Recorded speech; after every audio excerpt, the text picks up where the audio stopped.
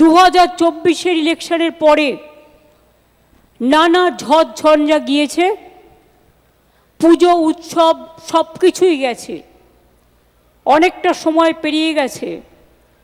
তাই সর্বস্তরের কর্মীদের নিয়ে মিটিং করার সুযোগ পেয়ে উঠিনি বিভিন্ন কারণে। আমি 2024 নির্বাচনে বাংলার মামাটি মানুষ যে রায় আমাদের দিয়েছেন, আমাদের 29 জন এমপিকে ইলেক্টেড করেছেন এবং 5টা সিটে আমাদের কারচুপি করে হারানো হয়েছে, নালে আমরা 34টা সিটি পেতাম। এবং আমাদের কিন্তু আজকে রাজ্যসভা এবং লোকসভা নিয়ে মনে রাখবেন আমাদের 42টা আসন আছে। আমাদের মনে রাখতে হবে আমরা দিনে কি করছি, রাতে কি করছি, মানুষ কিন্তু আমাদের পাহারাদার।